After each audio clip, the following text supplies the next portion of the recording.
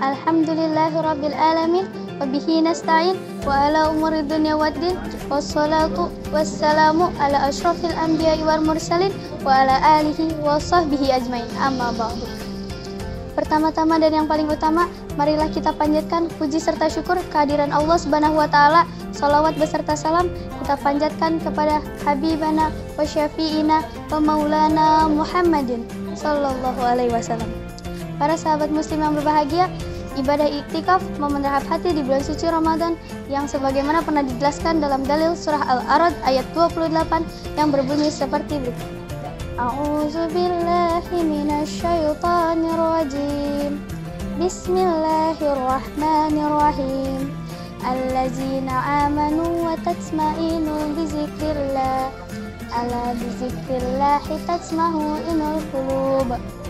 Shadaqallahul azim, yang artinya yaitu orang-orang yang beriman dengan hati mereka yang tentram hanya dengan mengingat Allah Subhanahu wa taala. Ingatlah, hanya dengan mengingat Allah Subhanahu wa taala hati kita menjadi lebih tentram.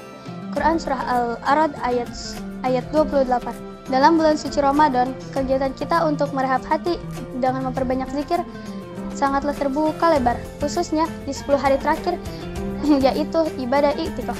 Apa itu iktikaf? Iktikaf adalah berdiam di dalam masjid dengan tujuan taqarrub atau mendekatkan diri kepada Allah Subhanahu wa taala. Iktikaf artinya sejenak menjauh dari manusia untuk introspeksi diri dengan memperbanyak zikir dan tilawah. Di dalam iktikaf hanya amal dan ketaatan sajalah yang kita laksanakan. Dan hanya kepada Allah lah tempat untuk kita mengadu. Ibunda Maryam juga pernah melakukan berdiam di dalam mihrab dengan tujuan taqarrub untuk mendekatkan diri kepada Allah Subhanahu wa taala yang Allah kisahkan di surah Ali Imran ayat 37. Maka sudah selayaknya umat muslim melakukan ibadah iktikaf walaupun hanya sekali dalam setahun. Namun sangat disayangkan hanya sedikit yang melakukan ibadah iktikaf dengan secara bersenang hati.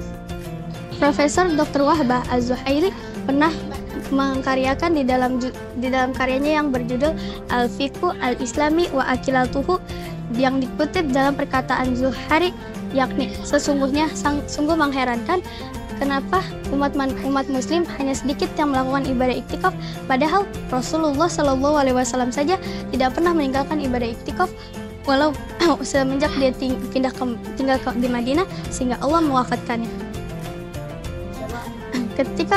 Ketika ada seseorang yang melazimi zikir dengan bacaannya yang bersamaan dengan ibadah syihab, maka hatinya akan bersih dan bercahaya. Faidah dari iktikaf, Allah pernah mengutip di balik iktikaf, yakni sawaul qalbi, yang artinya beningnya hati.